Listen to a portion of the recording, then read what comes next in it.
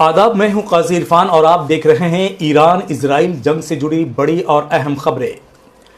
ईरानी विदेश मंत्रालय के प्रवक्ता इस्माइल बाघेई ने कल उत्तरी गाजा पट्टी के बेतलहिया में हुए हमले की कड़ी निंदा की है।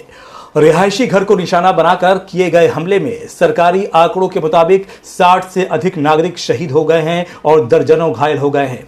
बाघेई ने कहा है कि इजराइल फिलिस्तीनियों का नरसंहार कर रहा है और ऐसे में इजराइल पर अंतर्राष्ट्रीय कार्रवाई होनी चाहिए।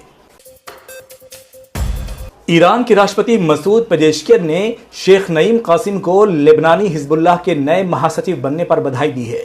उन्होंने कहा है कि मुझे विश्वास है कि हिजबुल्लाह के कमांडर के तौर पर आपकी नियुक्ति से संगठन को बल मिलेगा और संगठन को मजबूती मिलेगी। वहीं ईरान के संसद अध्यक्ष मोहम्मद बाकर ने भी लेबनान में हिजबुल्लाह के नए महासचिव के रूप में शेख नईम कासिम की नियुक्ति पर बधाई दी है।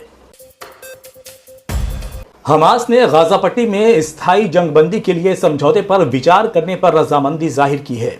आइए जानते हैं हमास किन शर्तों पर समझौते के लिए तैयार है।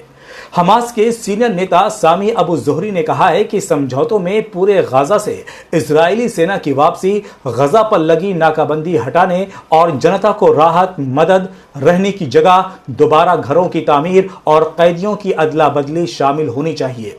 अबू ज़ोहरी ने एक टेलीविजन स्पीच में कहा है कि उनका संगठन गाजा के लोगों की पीड़ा को खत्म करने और स्थायी जंगबंदी स्थापित करने के लिए समझौते या प्रस्ताव का स्वागत करता है।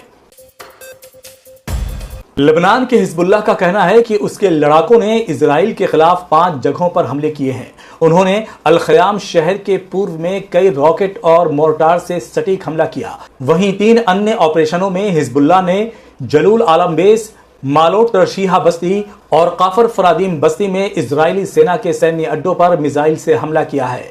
हिजबुल्लाह ने काफर, जलादी, डाल्टन, अल-मनारा और जरीद के शहरों में कब्जा करने वाली इजरायली सेनाओं के ठिकानों पर भी बड़ी संख्या में मिसाइल और ड्रोन दागे हैं। संयुक्त राष्ट्र में ईरान के राजदूत और स्थायी प्रतिनिधि आमिर सईद इरावानी ने इजराइल के हमलों की कड़ी शब्दों में निंदा की है। उन्होंने कहा है कि फिलिस्तीन शरणार्थियों के लिए संयुक्त राष्ट्र की राहत और कार्य एजेंसी UNRWA पर पाबंदी लगाना इजराइल के जुल्म और मानवता के खिलाफ उसकी सोच को दर्शाता है। संयुक्त राष्ट्र की एजेंसी फिलिस्तीन में मजलूमों की मदद कर रही है। तो ये थी ईरान और इजराइल जंग से जुड़ी हुई आज की बड़ी और अहम खबरें। ऐसी ही खबरों से जुड़े रहने के लिए हमारे चैनल को लाइक, सब्सक्राइब और शेयर करें।